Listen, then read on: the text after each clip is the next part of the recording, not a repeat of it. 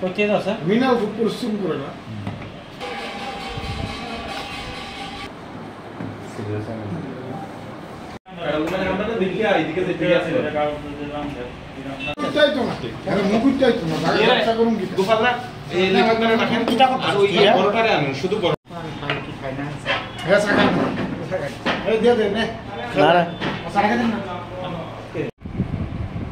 একটু টাকা নাম্বার থেকে ফটোটা ছেড়ে দিই এই ভাস্কর কথা বসা ছেড়ে দিকে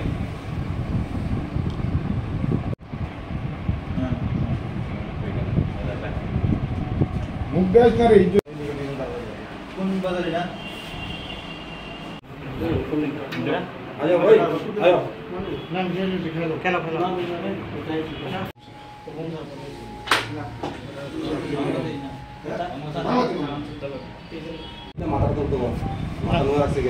লিটনদা দাও না কে দাঁড়াও না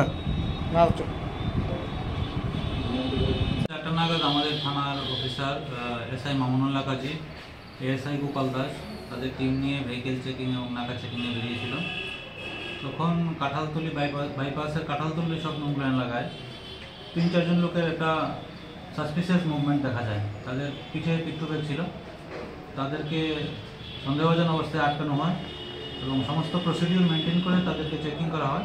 চেকিংয়ে তাদের পিট্টুব্যাগের মধ্যে সর্বমোট 85 বোতল স্টক কফ সিরাপ ছিল, যেগুলি নেশাদ্রব্য বলে প্রকাশ। তো সমস্ত ফর্মালিটিস মেনটেন করে আমরা এগুলি সিজ করেছি এবং 4 জনকে আমরা ডিটেইন করেছি। দেখা গেল তার মধ্যে একজন রাহুল চৌধুরী আছে, যার বাড়ি বিহার, এবং বাকি 3 জন জুভেনাইল। তাদেরকে ইউজ করে তারা এই ব্যবসাটা চালাচ্ছিল। এই ব্যাপারে আপনারা একটা এনডিপিএস মামলা নিয়েছি আমতলী থানায় এবং ইনভেস্টিগেশন চলছে কেসে। তারা কোথা থেকে কোথায় নিয়ে যাওয়ার জন্য এটা তারা খুব সম্ভবত এখন অব্দি ইন্টারগেশনে যা প্রকাশ পেয়েছে, তারা হয়তো ট্রেন থেকে নেমে পেছন দিক দিয়ে ঘুরে নিয়ে যাওয়ার চেষ্টা করছে। তারা এখানে কোথায় থাকে? আগরতলা কোথায়? আগরতলায় গোয়ালা বস্তিতে তাদের আত্মীয় স্বজন আছে, ওইখানে যাওয়ার প্ল্যান ছিল তাদের। মালটা কোথা থেকে আনা হয়েছে?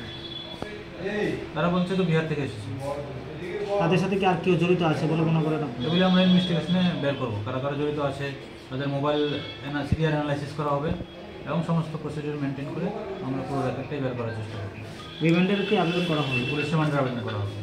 স্যার, জুবিনাইল পাওয়া গেল 3 জন নেশা জাতীয় দ্রব্যের সঙ্গে, মানে উদ্বেগের একটা বিষয়। বাচ্চারা এখন নেশার সামগ্রীর সঙ্গে জড়িয়ে যাচ্ছে, এই বিষয়টা আপনারা কীভাবে দেখছেন?